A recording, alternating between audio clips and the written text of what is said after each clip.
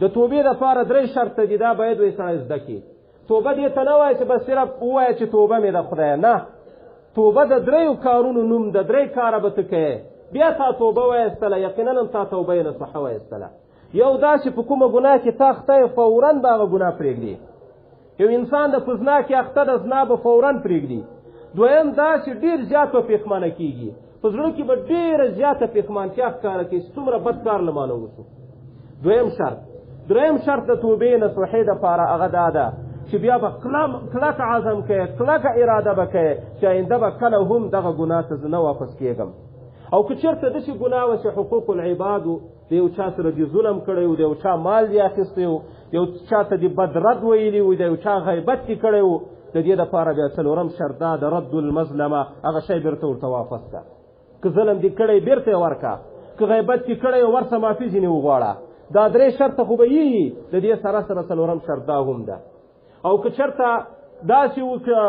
چېرته هغه شی له تا سره نه و، تا ضایع کړی و، تحصیل البراءه، بیا د ده براءت واخله، ده ته زاري وکړه چې ما معاف که هغه شی له ما سره اوس نشته.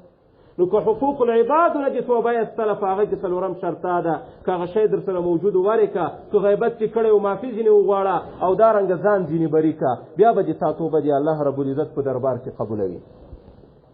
د دې وجه نه حضرت علي رضی الله تعالی عنه یو ورځ ناسته، یو کوچی په جومات کې لاس پورته که دعا کوي، وای اللهم انی استغفر و اتوب الیک، یا الله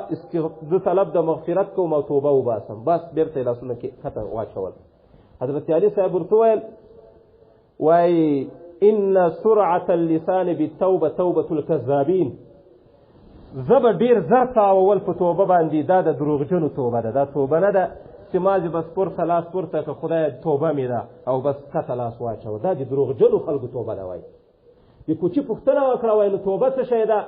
حضرت علي رضی الله تعالی عنه په جواب کې ورته ویل، وایي توبه د 6 شیانو نوم ده، 6 کارونه به جای په جای کوي، بیا دې ته ویل کېږي توبه. که نه یې هغه توبه نه ده. یو شی دا ده لکه دلته اوس هم موږ ذکر کړه چې په کومه ګناه کې تا اخته یې هغه ګناه پرېښودل، او دارنګه پښیمانه کېدل، دارنګه د دې سره سره رد المظلمه، که چېرته دې د چا نه یو شی اخیستلی وي هغه واپس کول، که چېرته د ګناه په سبب له تا نه فرایض ترک سوي وي هغه د فرایضو قضایي راوړل. یو ګناهګار کس ته شراب یې خوړلي، د شراب د خوړلو په وخت کې د ده نه لمونځونه قضا سوي، روزې ځینې قضا سوي، کله چې دی توبه وباسي د هغه قضایي هم خو د باندې لازم ده. دا یو بل. او د دې سره سره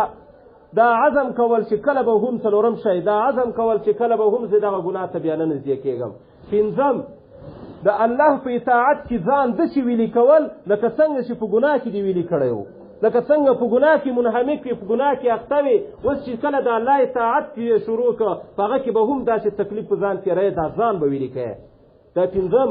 او 6م د دې سره سره دا ده چې دارنګه د الله په اطاعت کې د الله د اطاعت هغه کوم تریخوالی چې د سختي چې ده هغه به ته برداشت کوې، لکه څنګه د ګناه خوند یې چې برداشت کاوه. دا 6 شیان به وایي په تا کې وي، بیا تا توبه وایستله. علامه الوسي وایي دا د خواصو خلکو توبه ده. نو د توبې مراتب دي، د لویه مرتبې والا توبه هم دغه ده. نو که چېرته موږ او تاسې په دغه نن سبا وخت کې الله رب العزت ته تایب سو، الله ته رجوع وکړو، نو د دغه آفت او د دغه مصیبت نه به ضرور خلاصېږو. دا د قرآن عظیم شان نه ثابته خبره ده، دا یو عذاب ده. او الله رب العزت په قرآن عظیم شان کې فرمایي وما كان الله ليعذبهم وانت فيهم. دا الله رب العزت په هغه وخت کې ویل، د دې نه مخکې آیات کې داسې راځي وإذ قالوا اللهم إن كان هذا هو الحق من عندك فأمطر علينا حجارة من السماء أو ائتنا بعذاب أليم. یو وخت کې ابو جهل یا بعضې مفسرینو لیکلي چې دا قریشو په خپله کوم مشرکان چې وو، دوی وویل وایي که چېرته دغه پیغمبر په حق یې او دا قرآن چې چېرته په حق یې، نو الله رب العزت چې په موږ باندې تیږې راووري، فأمطر علينا حجارة من السماء، او یا دې موږ ته عذاب راولي. دا خبره یې وکړه. د دې نه وروسته الله رب العزت دا بل آیت را نازل کړه چې وما كان الله ليعذبهم وانت فيهم. ای پیغمبره، تر څو چې ته په دوی کې موجود وي، په دغه مشرکانو په دغه بدبخته خلکو باندې عذاب نه راولي الله تعالی. او د دې سره سره وما كان الله معذبهم وهم يستغفرون، او تر څو چې دوی استغفار کوي، طلب د مغفرت کوي، الله ته تائب کیږي، بیا به هم په دوی باندې الله رب العزت عذاب نه راولي. د دې وجه نه د ابو موسی اشعري رضی الله تعالی عنه روایت ته وایي نبي علیه الصلاة والسلام فرمایي انزل الله علی لامتی امانین الله رب العزت په ما باندې د ما د امت لپاره دوه امانه نازل کړي دوه داسې امانه نازل کړي چې د دې په سبب به دوی د الله د عذاب نه بچوي یو د ما وجود ده چې زه دلته موجود یم په دې امت کې چې زه یم د الله رب العزت عذاب نه راځي ځکه د قرآن وعده ده وما كان الله ليعذبهم وانت فيهم او مخکې فرمایي فاذا مضیت کله چې زه د دنیا نه رخصت سم زه د دنیا نه لاړم نو ترکت فیهم الاستغفار الى یوم القیامه ما بیا په دغه امت کې استغفار پرې کوي د قیامت تر ورځې پورې نو که چېرته موږ استغفار شروع کړو الله ته رجوع وکړو دا په قرآن سره او په احادیثو سره ثابته خبره ده چې کله به هم د الله رب العزت عذاب موتا ته ونه رسېږي نن سبا خو مؤمن او مسلمان د الله رب العزت د لارې نه ډېر لرې ده غافله ده الله ترېنه قیامت او آخرت او قبر دا هر څه ترېنه نو کله چې الله رب العزت خفه شي کله چې الله رب العزت ناراضه شي بیا نو دغه عذابونه الله رب العزت مسلط کوي دغه عذابونه راولي ما تاسو په کار دا ده چې الله ته تایب توبه وباسو وخت توې کول زړه وباسو د حضرت ابو هريره رضی الله تعالی عنہ روایت ته نبی علیه الصلاة والسلام مبارک فرمای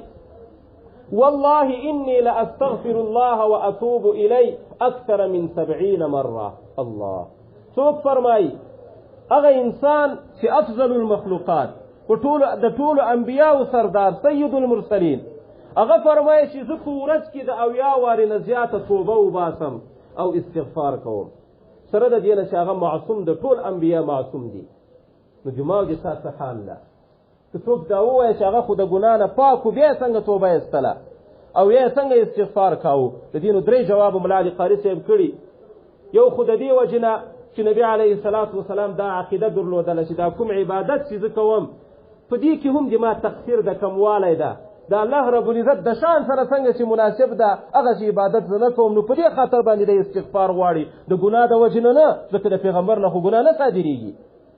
دویم یا د دې وجې نه نبی علیه الصلاة والسلام د په ورځ کې د 80 وارو نه زیات استغفار او توبه وباسي چې په دې کې امت ته تعلیم ورکوي چې ای امته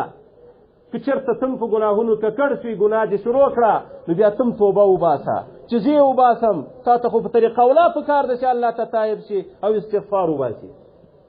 او یا د دې وجې نه چې دلته نبی علیه الصلاة والسلام د خپل ځان په باره کې استغفار نه کوي نه د خپل ځان په باره کې توبه وباسي بلکې د امت په باره کې لکه څنګه چې شفاعت به کوي د قیامت په ورځ باندې نبی علیه الصلاة والسلام د امت دارنګه د په دې دنیا کې نبی علیه الصلاة والسلام د خپل امت لپاره د ډېر شفقت د وجې نه په ورځ کې به یې د 80 وارو نه زیات استغفار وکړ او توبه به یې ایستله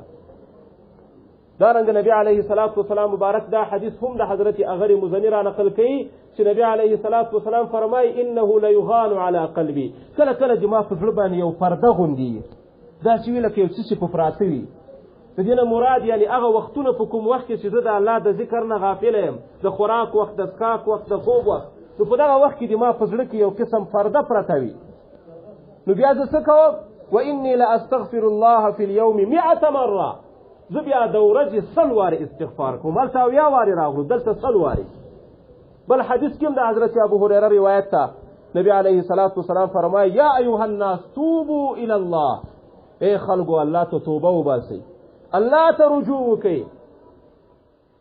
ځکه انی اتوب الیه فی اليوم 100 مره زه په خپله په ورځ کې 100 وارې توبه وباسم په دې کې ما ته تعلیم ده چې باید مسلمان همیشه استغفار وکړي او توبه ډېره زیاته وباسي او فورا یې وباسي داسې نه چې په ګناه کې اخته ده او امید کوي چې زه خو دا ګناه به وکړم بیا به یو وخت توبه وباسم خدای به مې وبکي نه یو حدیث کې داسې هم راځي هلک المسوفون هلاک دي هغه کسان چې مسوف وي مسوف څه معنا چې وایي چې سبا به دا کوم سبا به دا کوم سبا به دا کوم سبا به انشاءالله سبا به بیا توبه وباسم یو میاشت وروسته به وباسم یو کال وروسته به وباسم نه فورا توبه ایستل پکار دي په ژوند باندې اعتبار ډېر نه ده پکار مرګ راتلونکی ده نو زر تر زره باید بعضې علماو لیکلي چې واجب ده فورا باید د ګناه نه وروسته سړی توبه وباسي